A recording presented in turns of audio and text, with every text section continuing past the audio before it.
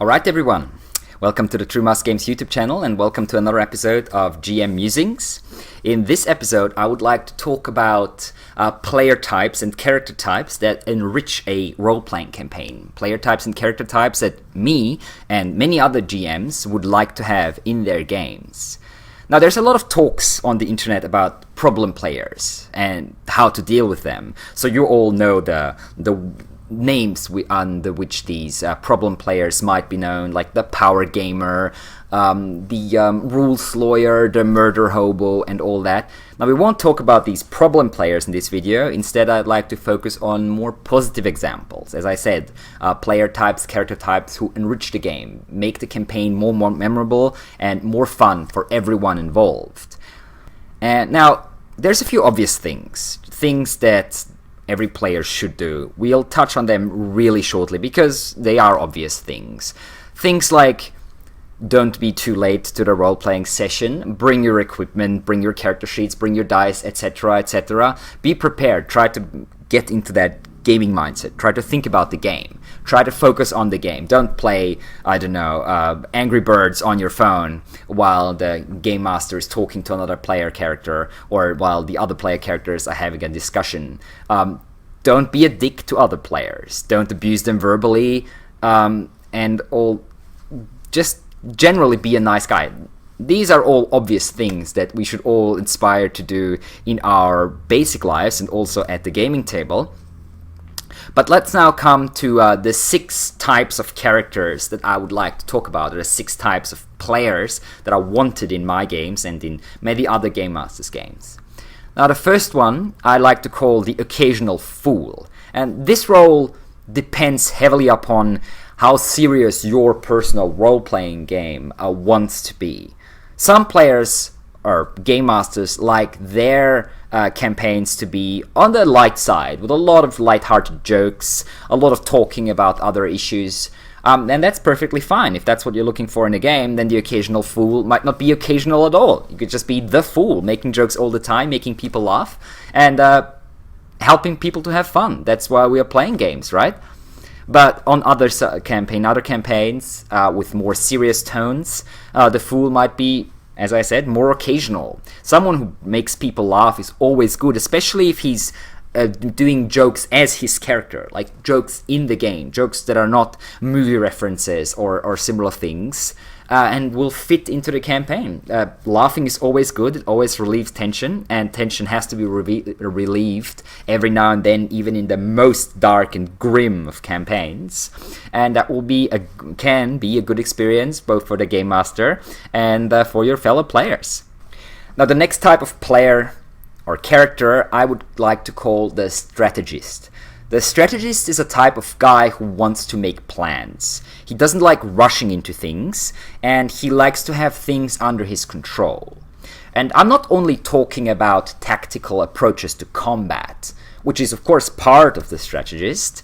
I'm talking about a strategic approach to the campaign itself. The strategist is the type of guy who thinks about plans that might happen in the next session or a session after, and the session after, who likes to think in advance about goals his player can achieve. This is especially satisfactory for a game master if the strategist draws other players into the planning phase, asks other players outside of the game. Maybe they meet up in a cafe if they're especially diligent, or maybe they talk online on Facebook or whatever about the game. And especially if they share these informations, share what their player characters want to plan with the game master, this can lead to a much more complex, a much more rewarding experience for everyone involved. It draws the other players more heavily into the game and leads to more structured and often more successful plans. And I mean, everyone likes to win, and with a strategist, with a good strategist anyway, you will win more, you will achieve things, you might become local rulers, you might become the most powerful organization in the world if you go all the way up to the top. Without planning, that sort of stuff can be difficult, and that's why the strategist can be a very good player, very good character to have in the group. Now the next type of character I call the clumsy one. Games sometimes tend to become fairly competitive. No one wants to mess up because they feel like if their characters mess up, the other players might be getting pissed at them because their plans aren't working as well.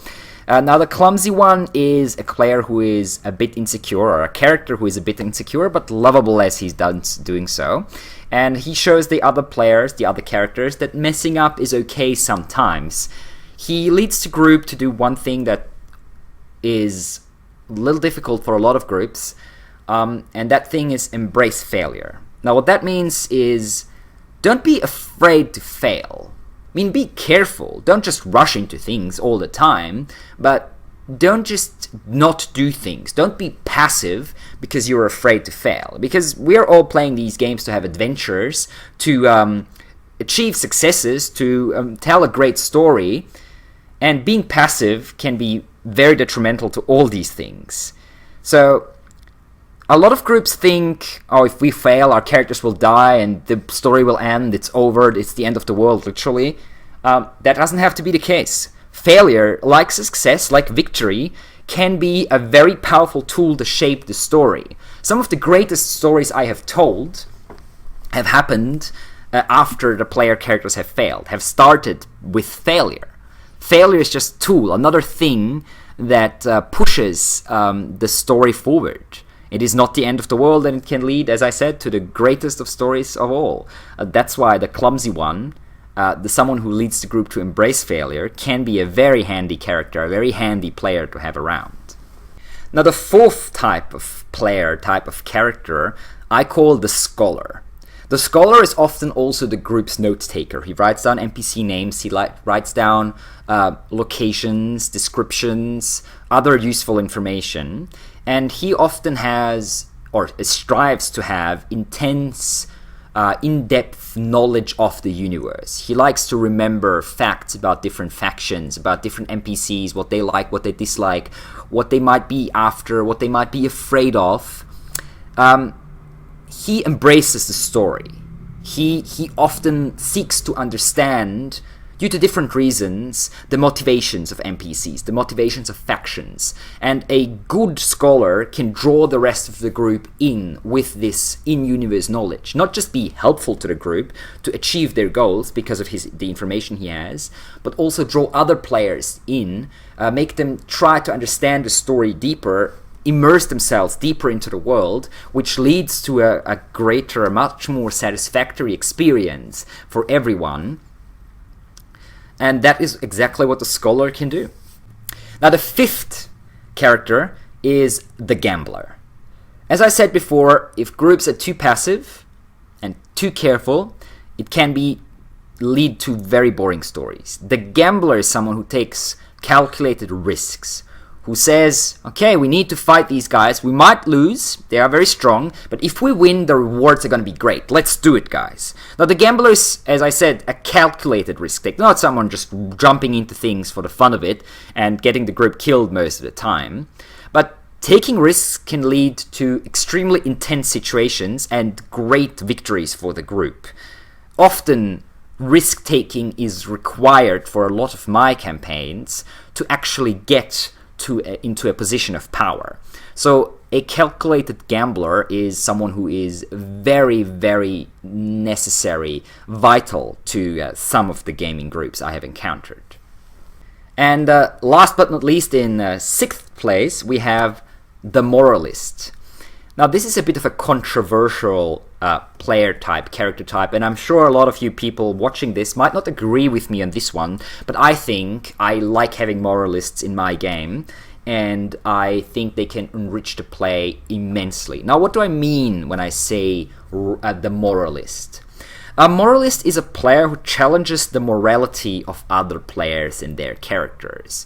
He forces them to think about their choices.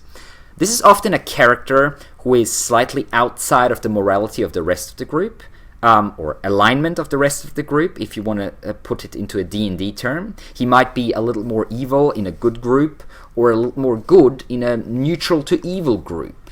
He starts discussions with the rest of the group. He says things like, can we really afford to let this bandit go? Sure, he has surrendered. We don't want to kill someone who has already surrendered. But and then again, if we let him go, there's no local authorities to take care of him.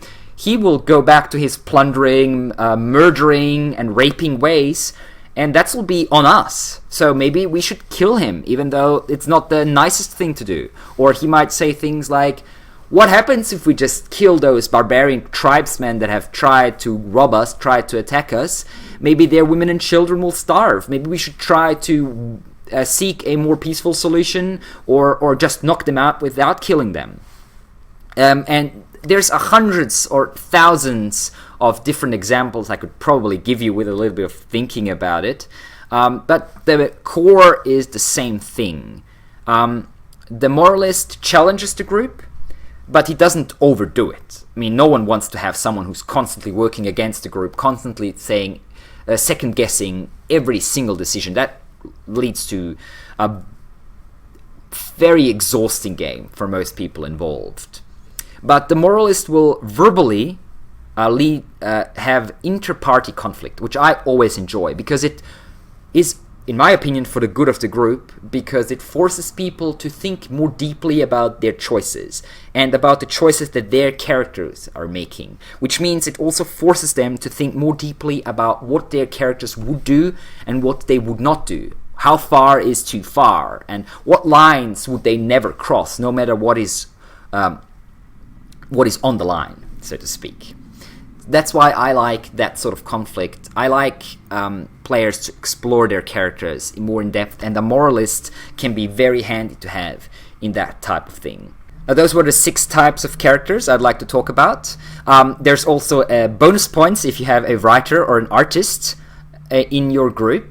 I had one artist once who she just used to doodle while we were playing, drawing the faces of NPCs or items that they might have found, or claws or eyes of monsters they have encountered, which led to definitely increased joy for everyone. And an artist might even draw their own character, draw the other players' characters, which leads to a stronger visualization.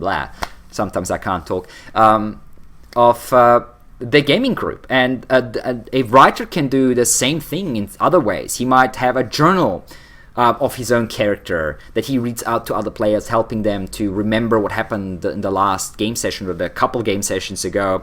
Or he might be able to write a short story about his character in a specific scene, what his thoughts were, or even an NPC he knows very well. Again, leading to a more immersive, deeper understanding of the game by all the players, and hopefully to an increased joy, an increased commitment to the game itself.